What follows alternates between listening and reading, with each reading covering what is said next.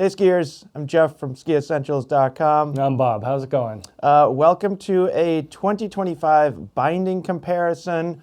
This is specifically Alpine bindings. We did get a lot of people asking about touring bindings or hybrid touring bindings, and there's a lot of bindings up here, and we didn't feel like we needed more. Right. So we'll do a separate video that's focused on bindings with Alpine touring or uphill capabilities. I'm really looking forward to this discussion. It's been a long time since our last binding comparison, and I was all by myself. Yeah, and in many ways, not a lot has changed. And I know people have been asking for another binding comparison. And in my responses, I'm like, most of these are very similar. Like there are some new things coming out, but not like groundbreaking overall binding technology changes. Yeah, a couple exciting things like protectors or, that's like pretty substantial new technology. But yeah, I would say largely you're right. One thing that has been really nice is, I don't remember exactly how many kind of sole norms were out there in the last binding comparison, but thankfully everything has actually got a little bit more simple. Yeah. For a while we had both walk to ride and grip walk soles, and then you were seeing a whole series of different things. You would see bindings that were grip walk compatible, bindings that were walk to ride compatible, bindings that were multi-norm compatible, and basically grip walk won the sole battle. Yeah. So walk to ride soles don't exist anymore, and luckily that means that like just about every binding up here is going to work with your boot. I say that with a little bit of hesitancy because like if you've got a full-on touring sole, then it's not going to work with most of these boots. And kind of the one thing that you run into now, or one of a few things that you will run into now, and it doesn't exactly pertain to this video, but it is, I think, important to bring up, is if you buy new boots, there is not a guarantee that they will work with your existing bindings. That's something that like I run into. I have a lot of older pivots that don't accept grip walk soles, and then the boots that I just got didn't come with Alpine soles. Yeah. I could source them, but they didn't come in the box. Right. And that's becoming more of the norm, is you buy boots and they don't come with Alpine soles. Yeah, that seems to be phasing out. Yep. It's rare when you buy a new boot that has two soles now. Yep. So be aware, and if you're unsure, whether your current bindings would work with a new boot, we're more than happy to answer those questions whenever we can. And then the only other thing I wanted to talk about before we get into the actual discussion here is binding mounting and settings and torque testing and all the safety stuff. If you shop on our website, you're probably aware that we do offer free binding mounting. So any of the bindings up here, we don't always happily do pivots. I'm gonna check myself there. We don't always mount pivots because the adjustment period is so small, but possible. You might have to like sign some sort of like a pivot waiver, a pivot disclaimer. Yeah. But we do offer free binding mounting. That does not mean that they are ready to ski. So bindings require kind of a final adjustment, and that does require both the presence of the actual skier to visually confirm the settings and sign off on that. You literally have to go like, this is your DIN, this is your DIN, this is your DIN, this is your DIN. Yes? Yes. And then the customer says yes and signs their name. Yes. You also need the physical boot. So those are just a couple things that are industry standards that we can't really get around. So just please be careful. It's certainly not something that you should do on your own final binding adjustments unless you have been properly trained. Even then, if you don't have access to a torque testing machine or the manual arm, I still wouldn't recommend doing it on your own. You're just opening yourself up to potential injury and Yeah. liability. It's better to be safe. That's Yep. the bottom line. That's what these really are. Yep. Is safety mechanisms. They are 100% safety mechanisms. And that's a great segue into just one more thing that kind of piggybacks off that. It is good to have a sense of what your DIN setting is. And really any shop can help you figure that out.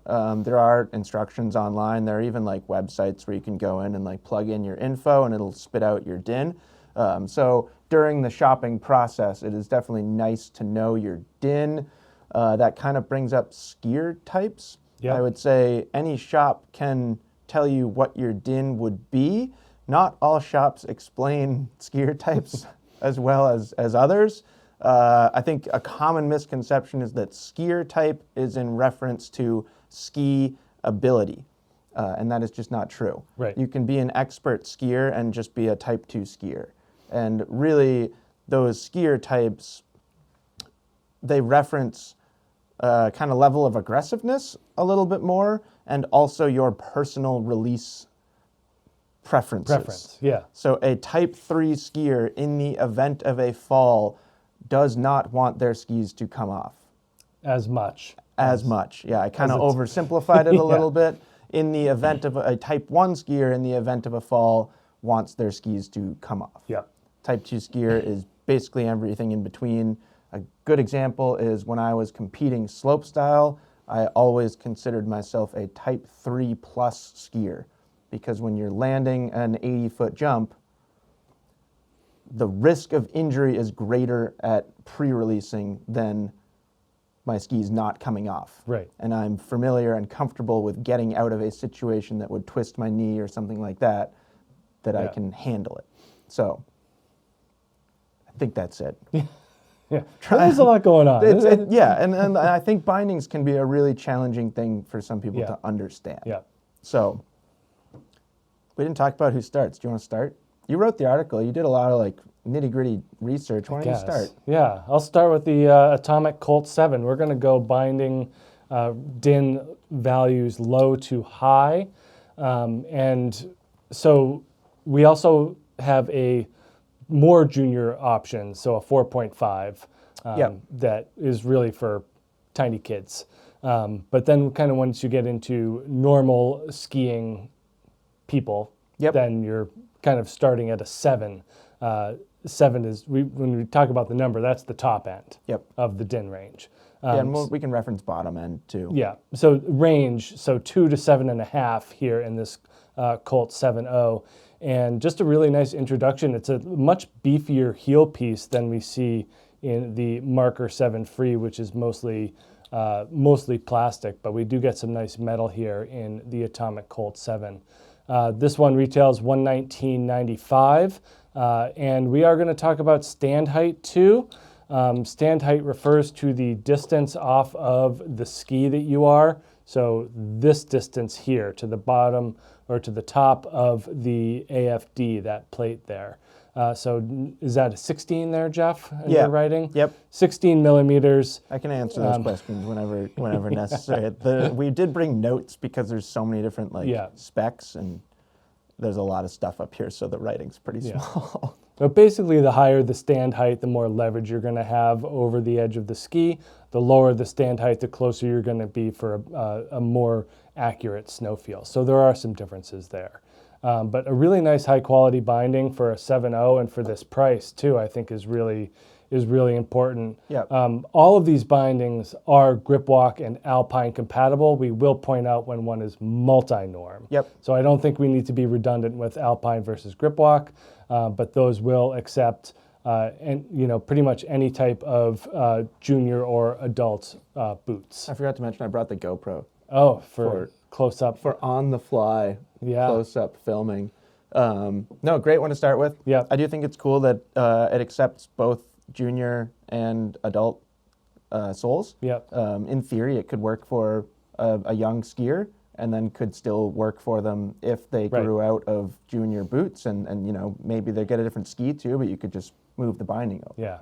So I think it's a cool one to start with, and I think you're spot on. $119.95. It's great value. Yeah. You ready to move on? Sure. I mean, yeah, I think these 7s we can. You want to hand me that marker free 7 here? So this binding we bump up to $139.99. Pretty similar overall. It's a 2 to 7 standpoint, or 2 to 7 din range. Excuse me. It is a little higher, and that's something that's pretty consistent with really all the marker bindings. The stand height is a little bit higher, so this one's 22 millimeter stand height. Really, to be honest, for a binding like this, I don't think it's going to affect performance too much. I would say this skier at this point in their skiing journey is not going to feel a major difference between 16 and 22, where, you know, when we get up to the difference between, say, a Protector and a Strive 16, that skier is going to feel some big differences. I'm going to give you this toe piece back. I'm kind of curious. Did I mention price for $139.99 now? I did bring the scale, but for personal reasons, because Bob tried to omit the scale. If you do want all the weights, go on over to the article. Bob did a great job listing all the weights. Weights, and the other one I included that I liked was brake widths. So a notable one of yours there, that free 7, is that it comes in a 95 millimeter brake. So it'll go on a wider fatter ski for a junior skier. 360 gram heel piece here. I'm just kind of curious for my own sake. 682 gram heel piece in that Atomic Colt 7. So if you're looking for a way to justify the extra cost, I would say the performance is going to be pretty similar between those two bindings, but you know, lighter overall heel piece. Yeah, and they're both great for junior skiers who are progressing, and that's a good place to start. Yeah, next, Bob, you got an Attack LYT 9. Yeah, we're moving into the 9s, and we'll kind of try to do our best to point out similarities and differences between bindings as they get progressively better, I guess. So Tyrolia makes this Attack LYT 9. They also make an Attack LYT 11, and if you'll notice, it is the same toe piece, but we do get a change in the heel piece. It's pretty interesting as you go up in like the din ranges, like they kind of like leapfrog each other. Or like inchworm. Like same toe, different heel, same heel, different toe, and it like keeps going up and up and up. Same toe, different spring. You know, so and that's obviously a combination of a weight. Of a cost-saving technique by the manufacturers, as well as just offering more options to customers. So Attack LYT 9, these lights are new for this year, and basically they're taking the toe piece and making it more pared down. The 11 specifically used to follow the Attack 14 toe style and size. And now they've really lowered that the profile overall and made it a smaller piece, reducing that weight. $249 here on the Attack LYT 9. Adult Alpine grip walk, even though I said I wasn't going to mention Alpine grip walk. Oh, I wrote it on like everything. And a 21 millimeter stand height on this thing. So din range is that 2 to 9? My eyesight is failing. 2 to 9. I got you. Thank you. Yeah, 2 to 9. And really good option for. So a lot of these are weight based, and you know, you like Jeff said, it's helpful to know your din, and if you're in the middle of these ranges, you're usually in good shape. So I think about sure. I don't know. Someone will have to correct me which Rocky movie it was, but Rocky's having a tough time, and he says, I see 3 of them. And Paulie says, hit the one in the middle. Yeah, and the trainer's like, hit the one in the middle. Okay. And I think that's kind of a good way to think about where you fit on a din range, you know, and just kind of... Yeah, it's an interesting thing. Like, not being at the top or the bottom. And I understand people being frustrated with that, but you do see more variances in release values. So if you are torque testing bindings, if you're maxing out the din, you sometimes get some funny readings, and then if you're way at the bottom, you sometimes get some funny readings. Like friction comes into play rather than like the spring itself. Right. And like it just doesn't get it properly. So there's nothing 100% wrong with being at the high or the low end of the DIN range, but in theory, if possible, being in the middle is a nice place to be. Yeah, you're just going to get more consistent release values. Yes.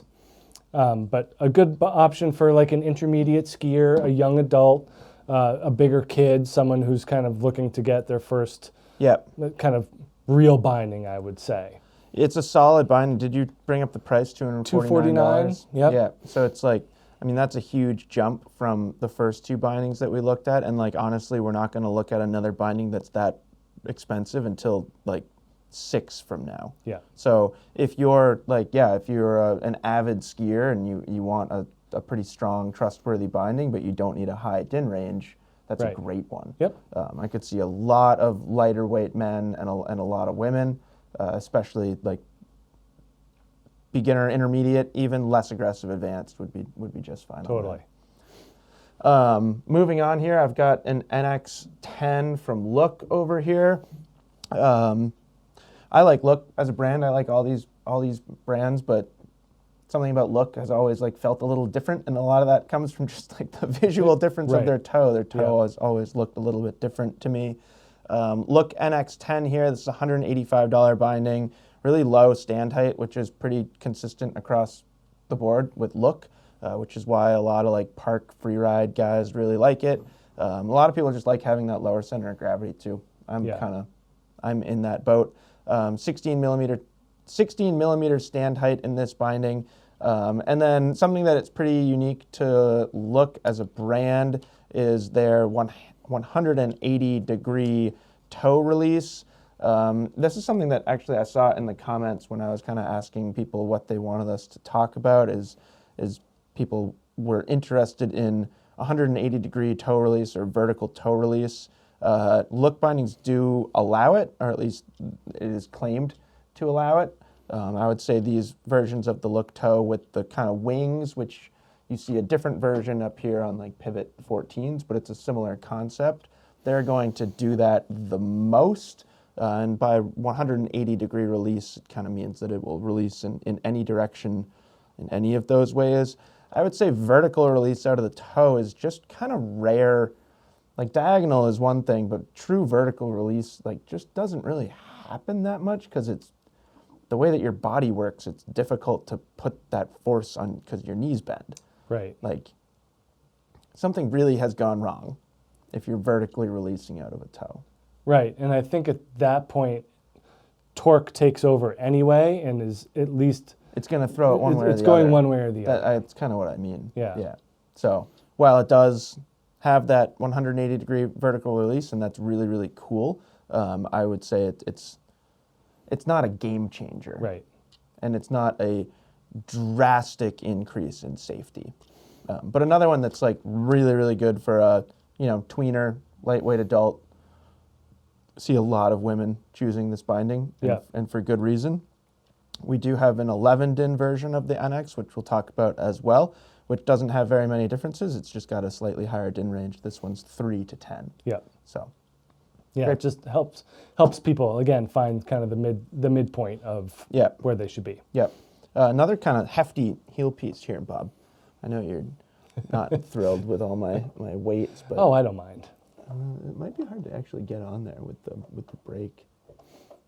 We should have brought a bowl and then I thought about it. the bowl. I thought about it. Trust me, I thought about it. 545. Okay. So, not tremendously heavy, but it is like fairly hefty. And as you get up in the DINs, you start to see more metal and more rugged materials be involved in more pivotal areas. Yeah.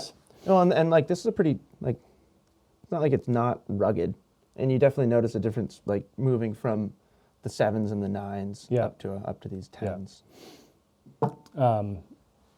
Next one, Marker 10.0 TP. This one has been kind of a stalwart within our business here at skiessentials.com. Had a lot of success with it. Yeah, we've paired this with a bunch of killer deals over the years, and it really fills a nice need for intermediate skiers. And we've talked about this a lot with our ski comparison videos, that intermediate skiers should not be looked down upon, that this is like the bulk of our population in our marketplace, and Right. it really makes sense to have a nice value-oriented binding that works well and is safe and will help you progress. So $129.99 here for the Marker 10 OTP, din range of 3 to 10, and a 23 millimeter stand height. So a little bit higher, and we'll see that trend continue with our Griffons, Jesters. yeah, with our Royal, once we get into the Royal family of marker bindings. Not going to take long, Bob. Nope, we'll be there real quick. And then just an easy to step in kind of one-piece heel. And, you know, part of me wishes that we had these mounted on something so we could do the actuation of the heel pieces and stuff like that. But, you know, doing them freehand is a dangerous proposition, especially once we get into pivot realm where you have a broken finger to Permanently disfigured. Yeah, that's a price you pay, as well as I learned my additional lesson. cost. I learned. Yeah, I'll never forget it. One of the most painful things I've ever experienced. But yeah, just a sleek, easy to use binding, lightweight, easy to step in and out, and a pretty good value in this 10. Yeah, $129.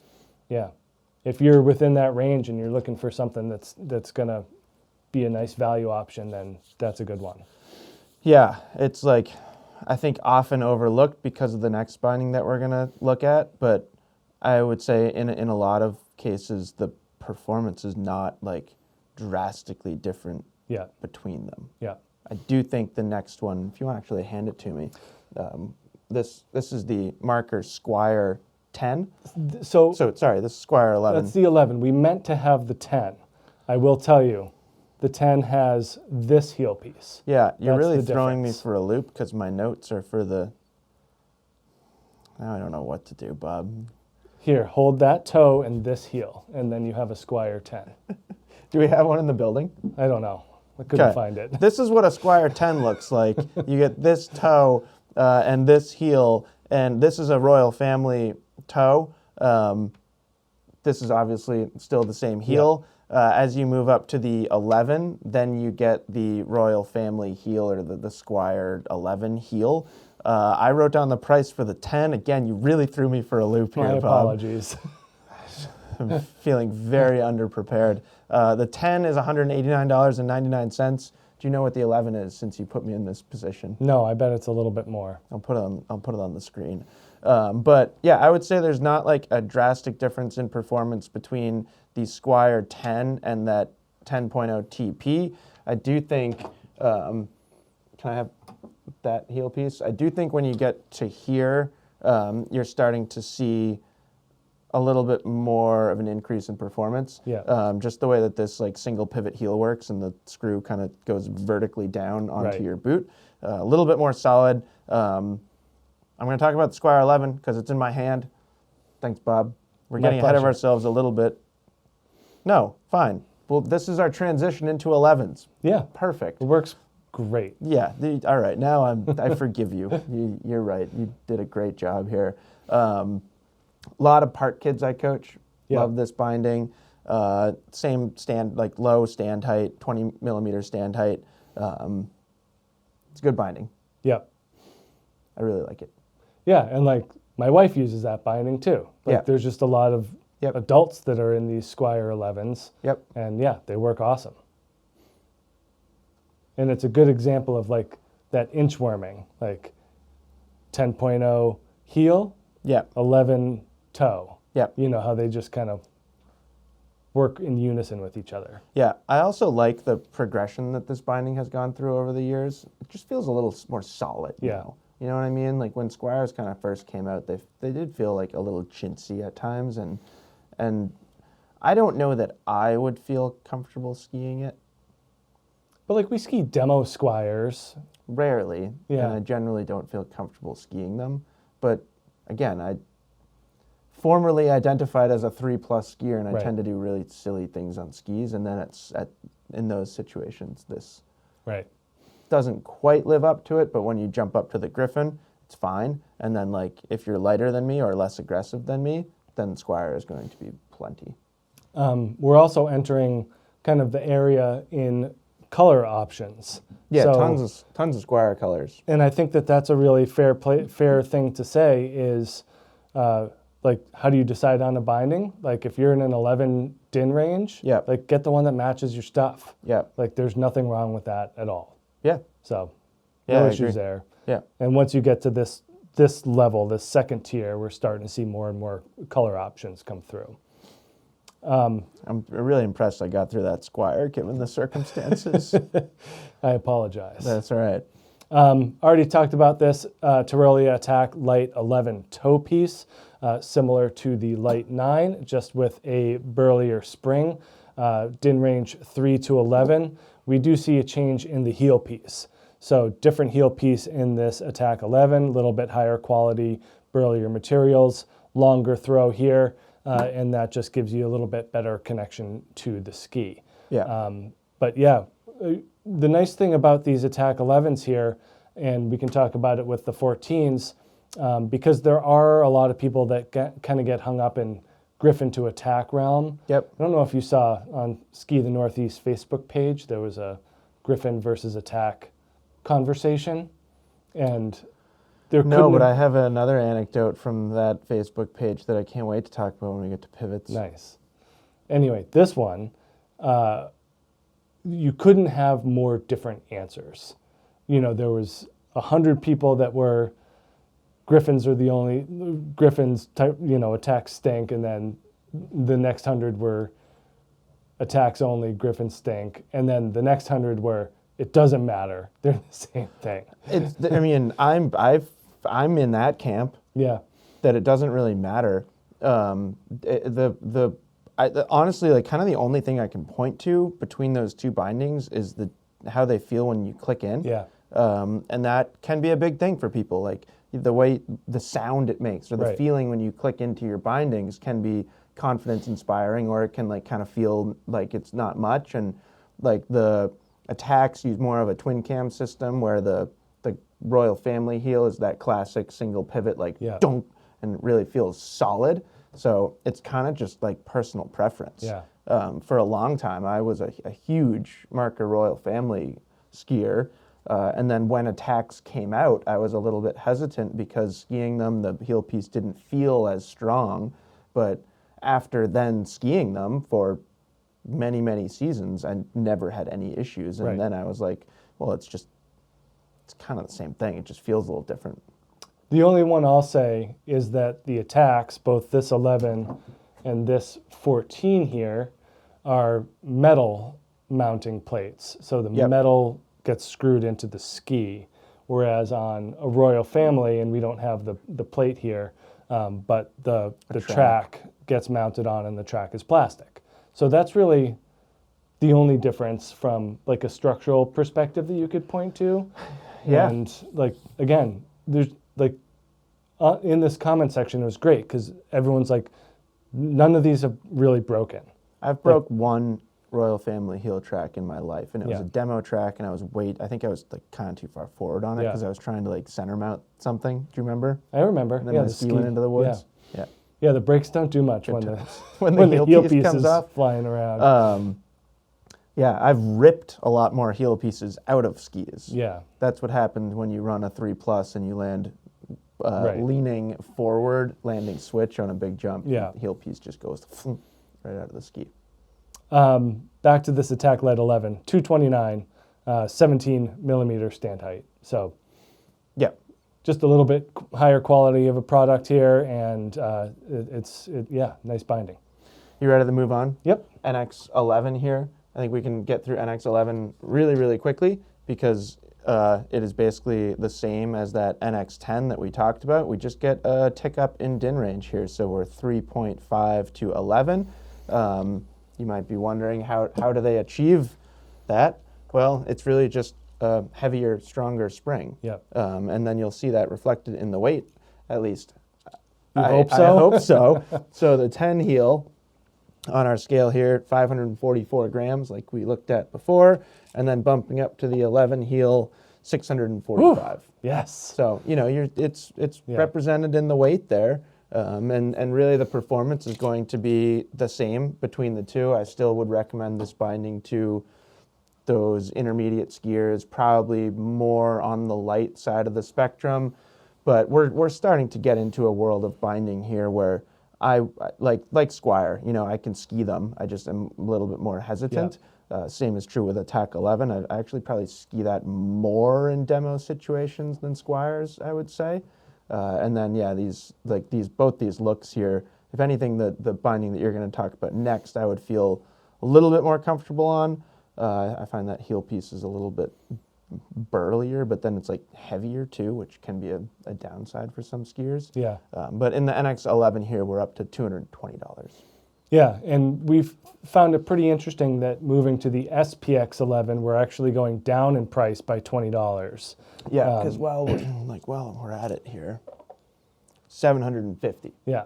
So you know this is more a single pivot heel, you know, pretty, that is too, but you can kind of see the robustness of the SPX heel. Yeah, it's pretty interesting. This is another example of the inchworming effect here.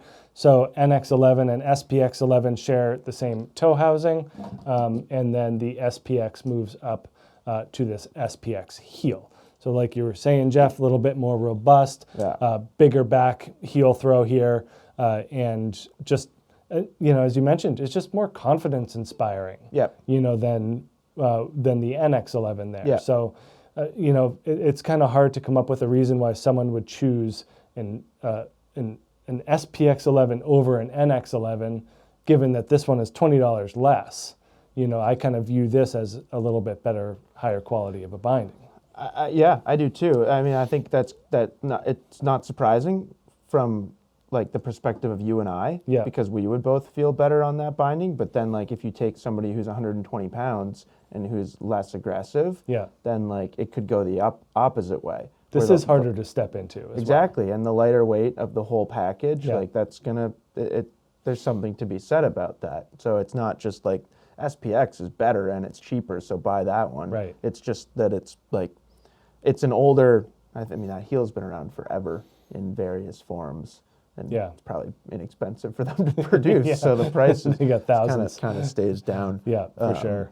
Yeah, it is interesting. And it's like, I like that SPX heel because aside from the fact that it doesn't pivot, it's kind of pivot-esque. Right, yeah, it gives you that mentality. Yeah. So next up here, we're kind of moving into a different world here. This is the Tyrolia, I don't know, I'm supposed to have it, where's my... Do you want the toe piece? I'm supposed to have a Tyrolia Attack LYT 11. Where's my Tyrolia Attack LYT 11? Oh, I talked about it already. That's the white one here. Oh, we just skipped over it. Okay, well anyways, now we're on to a Tyrolia Protector PR 11. Like I was saying before I got confused again, we're moving up into a different world here. There goes GoPro, so if we want close-up footage, we'll get it with the big camera. But this is $379. Protector is a whole new thing. We talked about it at length when it first started coming out. There are significant safety benefits that will reduce the risk of knee injuries. I'm not going to go into nitty-gritty details of how that all works, but essentially this heel piece moves in ways that no other heel piece can move. Yep. Yeah, and I even put it simply, I turned the din of the secondary din of that heel piece down as much as I could, and I still can't get it to move all that much. Do you see it? Yeah, it moved a little bit. Yeah, so it's like it actually physically moves from side to side. Where are we? 28 millimeter stand height here. So that's pretty significant. It's almost starting to feel like you were skiing on a binding on a plate, being that high off the ski at that 28 millimeter height. And there can be positives and negatives to that. I would say this is not going to be the best for somebody who's kind of more of a free ride mentality, who's jumping off a bunch of stuff. On the other side, if you are more of a frontside carving enthusiast and you're looking for extra safety, this is great because it does kind of mimic the feel of being on a plate. Yeah. The other thing that I really like about this binding, and we found this, Bob, kind of comparing it directly to the PR 12 or 11? I think it was PR 12. So Bob and I, and the video is out there, we did kind of side-by-side, back-to-back testing on a head Super Shape Rally. One of them was mounted with a normal PR12, the other one was mounted with a Protector, and we found that similar to kind of benefits that you get from pivots and other bindings with a lot of elastic travel, this felt very, very smooth. Yeah. It kind of absorbed a little bit more of the bumps. And if you're unfamiliar with what elastic travel means, I would say this is kind of the first situation where it's really relevant. I don't think there's a huge difference in elastic travel between what we started with. SPX and Squire 11 probably have the most. And elastic travel is basically referring to how far the binding is able to move without releasing you. Yeah. So kind of interesting. It really comes up when we get to pivots. Yeah. So yeah. But Protectors have been great. They're quite expensive because there's a ton of technology here. But there's people that are like, I just want the safest thing on the market right now, and it's hard to argue that the Protector is not that thing. Yeah, and I'm going to say it. Apologies to our somewhat local brand here, but if you're familiar with knee binding, in my opinion, this is capturing everything that they're doing, but it's better. Yeah. Yeah, no, it's cool. I mean, it's a really interesting system, and we have them that are on demo tracks, basically. So if you buy an 11 or a 13 Protector from us, it comes on a demo track, and that's how we got them this year. Yep. But yeah, pretty cool stuff. Yep. Moving into a pivot world here, Jeff. You excited? Yeah, I am excited. Okay. This is a Look Pivot 12. We moved from that NX toe up to this more full drive toe. So a big difference in toe piece construction here, and this is what a lot of people really think about when they're thinking about looks and pivots in general from a toe piece perspective. It's very comprehensive and does a great job. We have those two wings here that, again, we're talking about 180-degree directional release and just a really confident binding to step into. And then when we're looking at the heel, we start moving into this pivot, this turntable heel. And kind of an interesting way to get from Protector to here as well.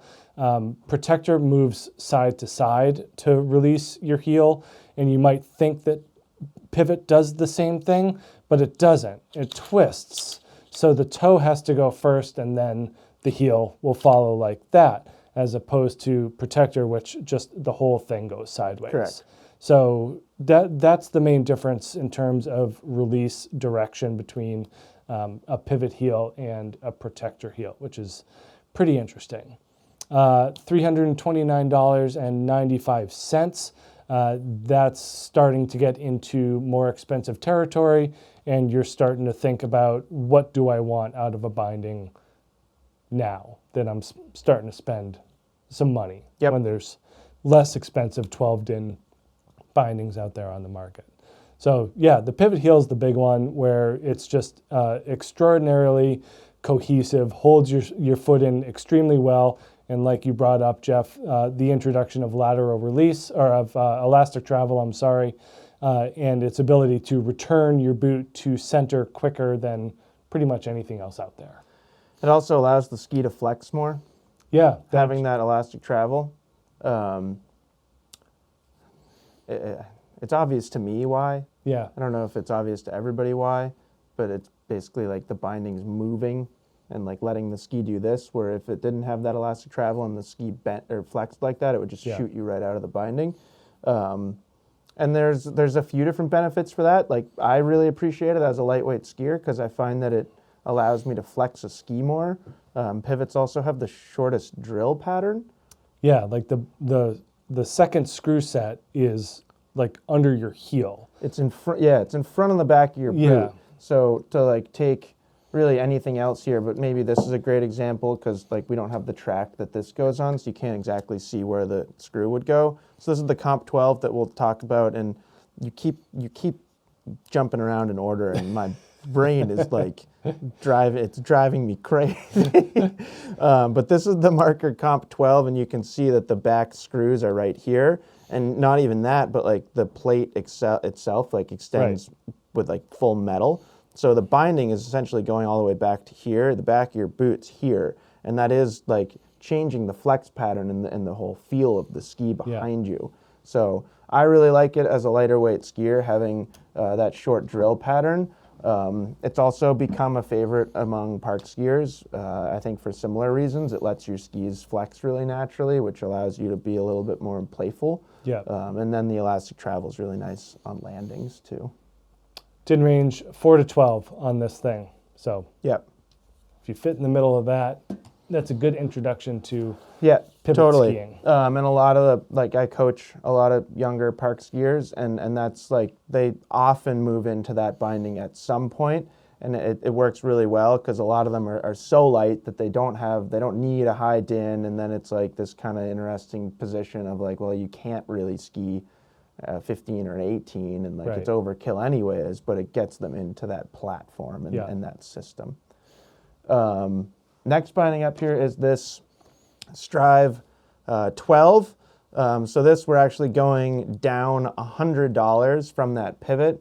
And Bob, I think you kind of, you said this nicely of like, what do you get for $100 more? And I would say, not to take anything away from look, and like I would never try and do that because I think the bindings are great, but it's also, it's certainly one of those things where like, do you need a pivot 12, or would this be plenty for you? And I would venture a guess, or honestly more than a guess, I would confidently say that in the majority of situations, this is going to be plenty for a skier looking for a 12 DIN binding. Yep.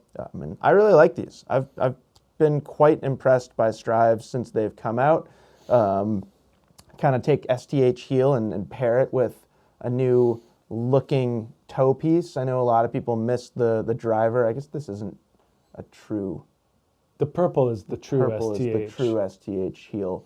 But taking kind of existing heel piece performance, I should have said, and pairing it with this new kind of lower profile toe piece, which I really like.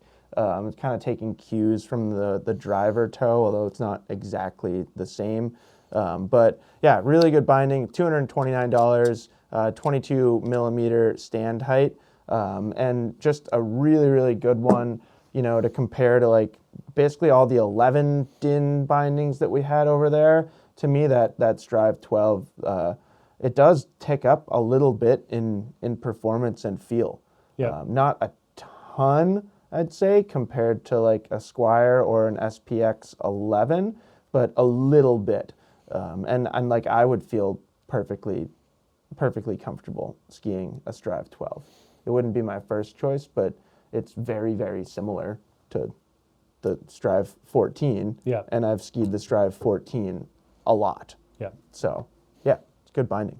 And a note on the Strives, so they are branded by Armada, Salomon, and Atomic. Yeah. So yeah, we're not really bringing up brand for all the Ammer companies. Yeah. Because you're going to see them branded with 3 different brand names. Yeah, but they're the same. Yeah. Just different colors and the brand's logo on the binding there. Are you ready for this Marker Comp 12? Yeah, it's a Comp 12 grip walk here. So the Comp is more of their racing style of binding. So if you are a U14 or a U16 racer and you have a grip walk boot, then this is a good binding for you. Yep. So they do make these, most race bindings, that's kind of the only holdout for Alpine DIN soles that we see anymore on the market. So if you are a racer, but you have grip walk boots, then you need to get a grip walk binding. This is really kind of the lone standout here. Which makes sense because it's like kind of it's a great like tweener teen race binding. Yeah. And like, yeah, maybe they only have 1 pair of boots and it's still like their recreational boot and their race boot. Yeah. But they're starting to move into race skis. Yeah. Then this is a excellent choice. And the pattern's going to fit on marker race plates as well. So, you can drill this right to a ski, but the general idea is that these are going to go on a race ski with a pre-drilled set of holes for your race binding. But yeah, really cool, 4 to 12 DIN range, and you basically get that race housing, both toe and heel, just in a lower DIN and with that grip walk setting. And here's where we start to see more of what you were talking about with the dual pivots in the twin cam systems in the step-ins. So using leverage to make the step-ins easier. Generally, we'll see that start to filter in on higher DIN bindings, because when you get a higher DIN and the binding is stiffer to step into, then having that leverage of the second cam is helpful. Yep. So it just makes it more user-friendly, both in and out. Like pushing down on something to make it get out that's not crazy high DIN is usually a challenge. So nice, solid heel piece here, this comp heel and toe, just with that grip walk compatibility. A really nice toe. Yeah. Some heft to this comp 12. Yeah, no, it feels like it's belongs on a race ski for sure. Yeah, I agree. And we talked about weight a little bit earlier. If you're skiing moguls or skiing trees or making a lot of short turns or skiing in the park or jumping off stuff, having a lighter binding is really nice. If you're staying on the snow and carving turns, you could actually make an argument the other way, that having a heavier binding feels smoother. Yeah, and that's kind of what we found with that Protector on the rally. Yeah. It's like, oh, I kind of like having this chunky heel. Yeah, totally. Next up is the classic, the Marker Griffon 13. I think it's your purple one here. Perfect. So now we're really moving into the kind of the heart and soul of the Royal Family collection here with this Griffon. A solid binding. Every time we do a comparison and we're like, if you don't know what ski to buy, just buy this one. Right. It's the binding version. This is the binding version of that. If you don't know what bindings to buy, chances are a Marker Griffon is going to work great for you. The kind of the one thing I'll bring up to that is they're not light.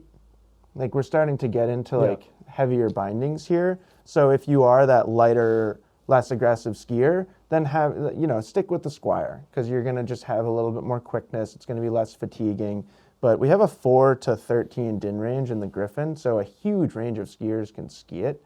I ski it just fine. Yep. Don't have any issues with it. And then somebody that has a 6 DIN setting still is perfectly appropriate. And then it's also extremely durable. So it's going to last you for a really long time. I'll bring up one thing that you could point to from the durability, but almost no one's going to have to worry about it. And if you do have to worry about it, you probably already know about it. So this is the Marker Griffon 13, $269.99, 24 millimeter stand height. Not the lowest stand height there, but I don't mind it. I like it. I mean, I kind of go back and forth, but yeah.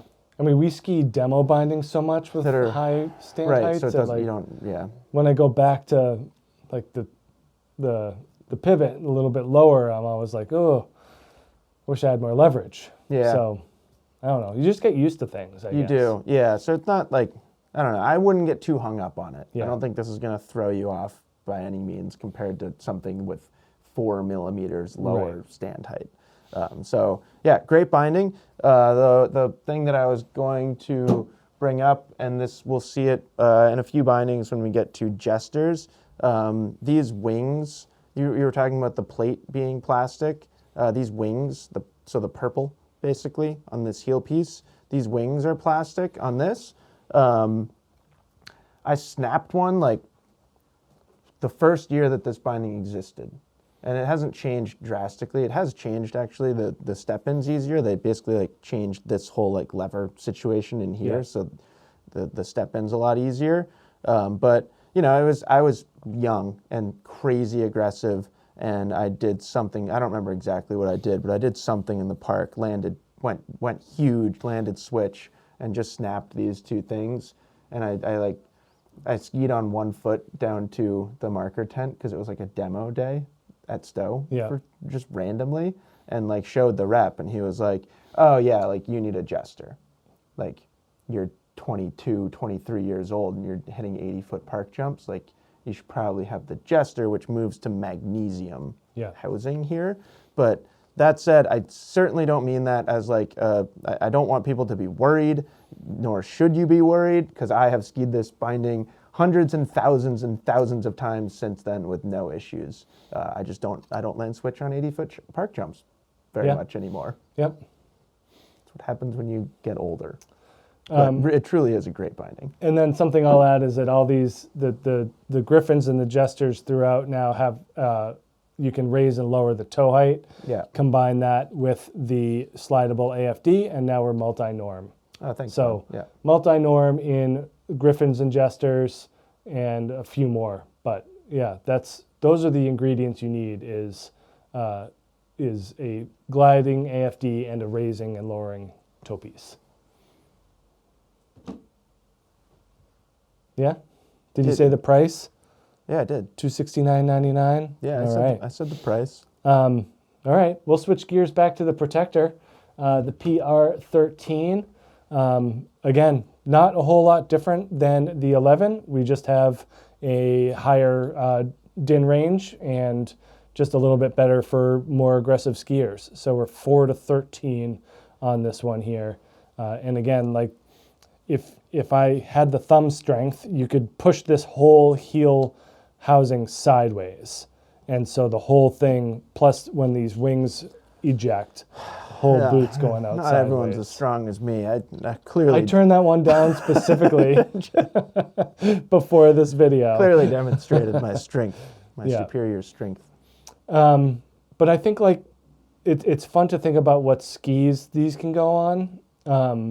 You know, you're looking for a flat on-piste ski. So like Stokely Montero AR comes to my mind. Great as combination. Something that's offered flat that type of skier might want to boost their safety, and they don't mind having that blockier heel, that more brickish style heel. I mean, there's some heft here for sure, but it's warranted, and especially given how the added safety issues come into play with this. But yeah, that's the 13. Really no difference than the 11, just that higher quality spring. But and I'd love it. Yeah. For carving skis, they feel great. Yeah. Yeah. No, I'm into it. I think they're pretty cool. Yeah, I've become a big fan. Did I say price there? $429. Probably not, because it's alarming. So, yeah, it's not the most expensive binding here. No. And you're truly getting a lot of technology. Yeah, it's pretty cool. Yeah. Ready to keep going? Sure. So here we're moving into a Strive 14. This can be another really quick conversation, Bob, because this is essentially the same binding as that Strive 12 that we talked about. Do you remember when they first came out with these bindings and they shipped us a Strive 14 and a Strive 16? And I think we played rock, paper, scissors or flipped a coin. Flipped a coin, I think. On who got first choice, and you got the 16. Yep. And I was admittedly very disappointed. But I put a Strive 14 on a bent 90 when that ski first came out as well, and like thrashed it through the park and never had any issues with it. Right. So I was very impressed by this binding, and I, certainly have to give it my stamp of approval of like, don't worry, like yes, the Strive 16 that we'll talk about is more binding, but this is pretty darn good and quite trustworthy even for a pretty aggressive skier. I thought it would at least be interesting to look at the weight difference. So 570 grams, that's pretty impressive in that Strive 14 heel piece, and I actually don't think it's going to be. Oh, I have a brake. The brake is a little different, huh? They're slightly different heel pieces. Yeah, 500 grams. Yeah. So mostly the same. Right. Same toe piece for sure. Slightly different heel piece. Like that heel of your 14 is right in between the 12 and the 16. Yeah, I would say it's closer to the 12. Yeah. So Strive 14 is a great option. $259.95. Yeah. I mean, I feel like that's a pretty good price for 14 DIN binding with that level of technology. Yeah, I agree 100%. Back to pivots for me. Yeah, Pivot 14. Pivot 14, where is that? Oh, this to you? fancy looking one here. So Pivot 14, we can keep this quick because it's same as the 12 basically, just beefier springs. And when you get to this 14 range, you want to make sure that you are kind of in the middle. So 5 to 14 on the DIN range, and just another step up from that 12. Not a huge reason to choose one or the other. I think this is where like color options might come into factor. Like maybe there's not as many on the 12 as there is in the 14, or maybe they don't have the 14 with the 95 brake, but they have the 12 with the 95 brake. So these are $379.95 as opposed to $329.95 with the 12. And again, very similar overall technology here, just a little bit beefier of a toe piece with the metal housing and wings. So pretty cool. I really like this color scheme as well. And everything we talked about before with that shorter mounting zone, plastic at the back here, so that allows for greater flex in the ski, so a more natural flex. Yep, definitely. So, but these, and then another note on, like, we can talk about the brakes real quick on the pivots, whereas you can really swap a Royal family brake out easy, or an Attack brake out if you have a wider ski or a narrower ski. These, not so much. Yeah. So you can only buy them, the binding as with one brake. So this is a 95 brake, and there's not a whole lot of wiggle room. Whereas Attack brakes, Royal brakes, and Strive brakes, I feel like have a greater range of skis that they can fit on. Yep. I've put a 95 brake on a pivot up to a 105 ski. I've gone up to 104. It takes some creativity, some bending. But we get 105 brakes now. We do get 105 brakes now, but not when I had my 105s. No. So you do have to be a little bit creative with the bending of the metal of the brake to get you there. But it is better than a 115 on a 105 maybe, or a 115 on a 100. I would agree. Where there's just too much hang. So that's kind of a hang up with a pivot, is if the brake isn't right at or right around where you need. Yep. Yeah, I don't know. And I almost wish they came out with an 85 brake instead of a 105, because I want to put these on like an Anomaly 88 or a Mantra 88 or an Enforcer 89. Yep. Montero AR. Yeah, and I want the brakes to tuck in nicely. Yeah. So. But it is nice having the 105 option now. Yeah, for sure. Is it the red binding, that Attack 14? Yeah. So next up, Tyrolia Attack 14. This great binding. I've been a big fan of it. I kind of referenced it when we were talking about the Griffon. Very, very similar performance, Bob. I really liked how you brought up how this is truly drilled straight into the ski. So it's a little bit, I'd say it's a little bit more robust in some sense, but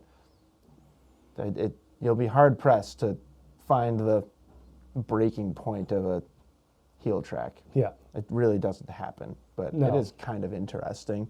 269, really, really low stand height. So it's 17 millimeter stand height in this binding. So that is the lowest stand height that we see, with the exception of the Colt 7 and the Look NX10. So if you're really looking to have that kind of lowest center of gravity as possible, Attack 14 is awesome. I also have always really liked how wide this AFD is. It just works well with wider skis. Yep. So that kind of like adds up to the whole thing here.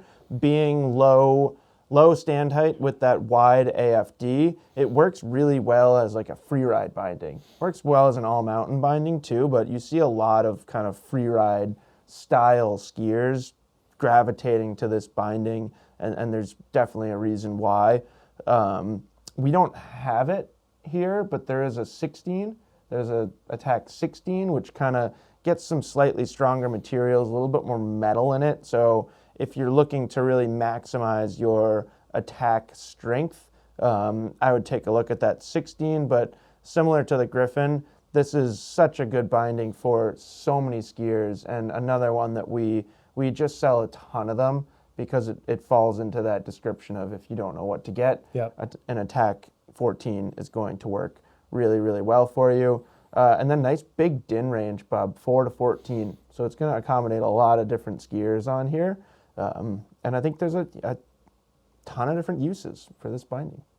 I like how, so Head and Tyrolia work together. And so that is the Head Core 99 binding. Being red? Yeah. So they make one for pretty much every core and Oblivion, I would say, even to the point of having one white and one black binding available. It was more appropriate last year when the Oblivions had one white and one black ski. Sure. But yeah, they definitely color code their bindings to match the Head skis, which I think is pretty cool if you like matching like that. Do you want to combine some bindings here? Sure. You want to talk about pivot 15s together? The 1 and the 2? Yeah. Okay. I'll take the 1, I guess. Okay. I'll let you lead the conversation since it's your turn, but I figure it makes sense to talk about them together. So both toes are the same. So I'm holding the new pivot 2. Yep. Jeff has the original pivot 15 there. Yep. Toes are the same. Yep. The change is in the heel. Yep. But just briefly over the pivot 14, we move from a mix of plastic and metal in the toe piece here to full metal. So there is still a little bit of plastic on the housing around the mount zone, but the screws do go through metal in this pivot 15. And the toe itself is a solid chunk of metal rather than that more plastic-based 14. Yeah, and you can actually hear it. Like I have a pivot 14 on an Enforcer 100, and I can hear the plastic. The squeaking? Yeah, I can hear it. Whereas when you're on a pivot 15 or 18, that does not exist. So Jeff, your pivot 15 over there, $429.95. You bump up to the pivot 2 with $449.95. Same stand height because the same toe. And then what we're dealing with the heel, you have the same heel as pivot 14, just with the bigger spring in there. Yep. And then my pivot 2 heel is different. Correct. So this is where we see some changes to the new pivot here. A couple of things. Mostly they are durability based, where we have kind of this buffer of plastic or rubber, I can't really tell which it is, along the sides here to prevent from chipping. And you just see a lot of like freestyle oriented skiers on these pivots. And yeah, there's going to just be some contact between your binding and the binding, or your ski and the binding, or a rail and the binding. The possibilities are endless, really. And then we also swap out the plastic in your heel piece there. Yeah, for a little metal. For metal here. So if you're using your pole to eject, you're eventually going to wear through that plastic. Yep. And hopefully this metal beefs that up a little bit. Yeah, and then the wings like widened out a little bit. Yep. I don't know if you mentioned that. Yeah, mine are curved. Yeah, which is like a little bit more accommodating for certain boots. I guess. I think that if you would have asked me before this, are those arms bent or straight? I would have said bent. Yeah, I would have said that they look like this. Nope, they're straight. Yeah, and I guess I totally always had it in my mind that they were bent, but yeah, and it doesn't happen very often, but I have seen it where these will actually physically hit the boot. Yeah. Talk a little bit about vertical toe release. Sure. So this came up in a question. Somebody wanted us to kind of talk about the difference between the pivot 14 toe and the 15, 18 toe. Is there vertical release in this toe, the 180-degree release like we talked about earlier? The simple answer is yes. There's a central kind of another pivot point, Yep. that this toe kind of like moves around, and it does allow it to move in basically any direction. So yeah, technically yes.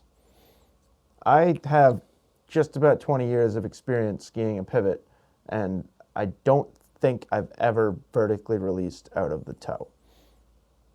Yeah, I So- think there's just always gonna be a twisting, and like, is there even enough space Right, for this to go all this the to way go down? all the way down to allow Like it's your? going to hit something eventually. But will it do that before your boot has the chance to I'm not sure. escape? And I know people probably wanted a better answer than that.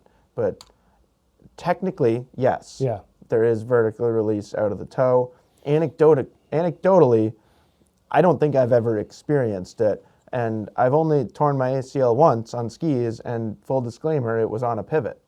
So it's not that like just getting this binding, you're going to like never hurt your knee. Right. And you're always just going to release Vertically. out of the toe vertically. So it's yes, in theory it does work that way, but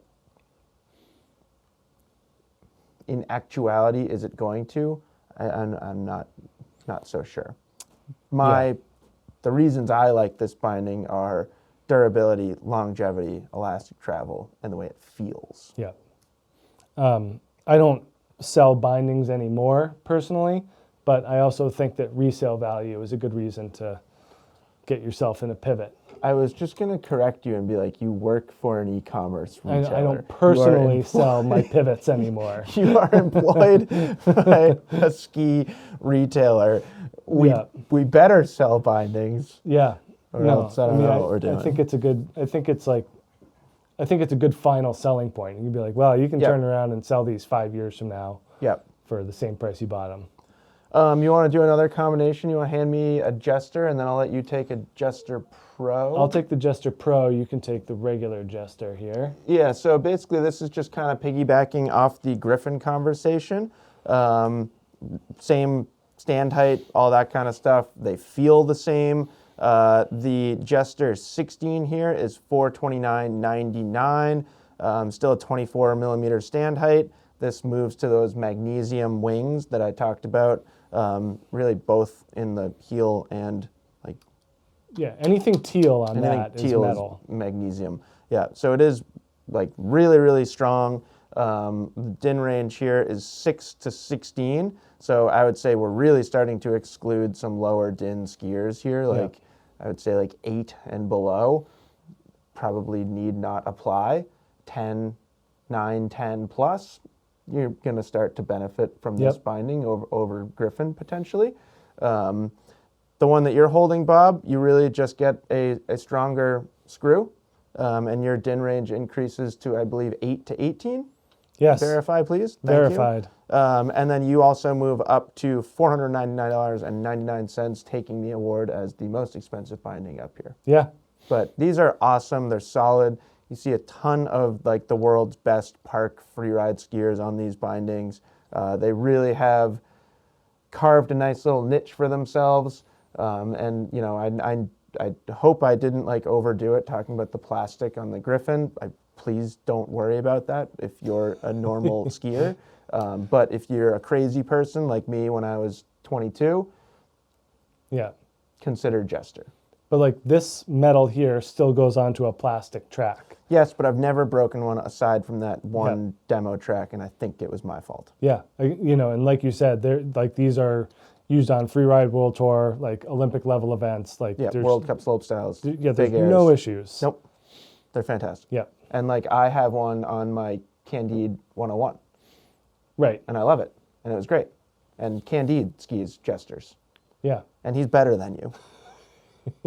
So you're gonna be fine. No, I think they're great bindings. You know, I think you and I like get hung up on pivots a lot because we have personal fondness for them. But I truly do appreciate and really like the Jester.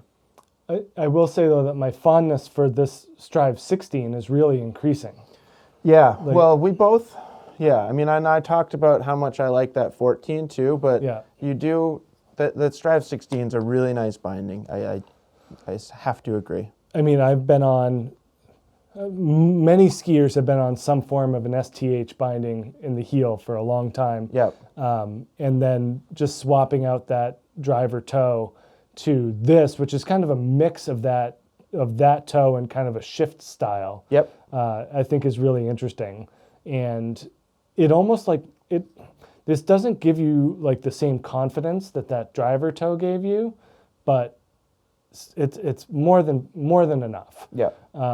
And you know that, so this thing here, $349.95, I think is like a pretty good deal. I think it's a fantastic deal. $350. I mean, look at the bottom, like you guys can't see this, but look at the bottom 7 bindings.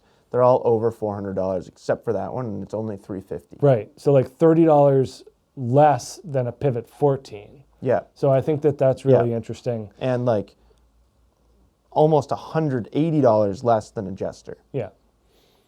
And this one is multi-norm as well. So the 16s have a screw on top that raises and lowers the toe lug, and that allows you to get most touring boots.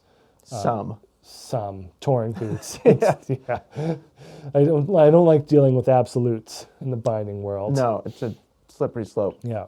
But yeah, great binding. And then we got chunkier, more metal. Yeah. And then that STH heel. Yeah. A lot of brake options here as well. So, you know, I'm running this binding on like a 90 millimeter ski. Yep. As opposed to a Pivot. Yep. At 95, because I like how these brakes tuck in. That's what you've got on your Monteros. Yeah, right? I actually have the STH 16, Armada branded STH 16. My apologies. But, yeah, you know, anything that I want the brakes tucked in, I'm getting a Strive. Yep. I just really like this overall feeling, and I've just enjoyed Salomon bindings for a while. And this one, this purple, is basically meant to go with their QST 98. Yeah. So nice color coding Heck of a combination there. And I'm putting that, 747 color. Yep. Did I end up with that one? No, It's still on the... You ended up with that one. Still You're up for gonna put debate. it on something. We've got a couple Strive 16s that Bob and I are going to be doing some skiing and testing on this season. And then we only have 2 to end with, Bob, and it's going to be really quick. So I think we just have the blue one. We didn't have the black 18 to show. I don't know if you did this on purpose. You're just like making this the most challenging thing ever. Well, you could take that toe. No, we're fine. So ending here with the Pivot 18, every single thing that we said about the 15 carries over to these. You just get a stronger stronger spring. So if you need to like really max out your DIN, the 18 is there for you. There is 0 performance difference between the 15 and the 18. I can feel the difference. No, you cannot. It's great. I mean, like, is it overkill? Like, if you're feeling difference between the 15 and the 18, it's placebo effect. Yeah. There is 0 performance difference between them. It's just like if you set your DIN to 16. Right. Or 15, you should probably get this one. But no, I mean, there's a performance difference. It is a stronger spring, but you're not going to feel it unless you're the 1% of the 1% of the 1%. And even then, I would challenge you if you're actually feeling a difference. Yeah. And really what happens is more people get dinned out of this, just like the Jester Pro, because the DIN range here is 8 to 18, which just doesn't accommodate too many people. So that's it. I don't have too much more to say about Pivot 18s. Nope. Other than, sure, it's my favorite, I guess. Yeah. Superficially, it's sometimes kind of fun to like have the 18 instead of the 15. I don't know why the number's bigger, but the performance doesn't matter. I think at this point I have more 15s. Than 18s. Yeah. Yeah. More color choices usually too. For 15s. Yeah. Yeah. So that's it. That's all I got. That's all the bindings. I mean, like, it's a lot, but when we were looking at this, it definitely boils down to a few options real quickly. Once you get your DIN, totally. Once you kind of figure out a price range, you're Yep. you're not looking at 30 bindings. You're looking at 3 or 4. Yep. And we did try to keep this a little bit more qualitative than quantitative. Yeah. Tried to keep it as kind of more recommendations and performance based. If you have any questions, absolutely don't hesitate to ask, because we're happy to talk more about each of these bindings. If you think there's anything that we missed, let us know. I know we got hung up on. I got confused about my Strive heel pieces over here, so forgive us for. I mean, there's a lot going on. There's a lot. There's a lot, but at the same time, there's not. Right. There's a lot, but hopefully the decision is easy for you, and if it's not, let us know. Yeah, and I am 100% on board with color matching bindings. I think that this is the place to be vain. Yeah, and if you think we're joking, just come look at the inside of our office. It's just an open field of what binding's going to go on what ski. Right. So, anyways, that's it. That's our 2025 Alpine Binding Comparison. Let us know if you have any questions. Yep. And we'll talk to you soon. We'll do those touring bindings soon. Bye.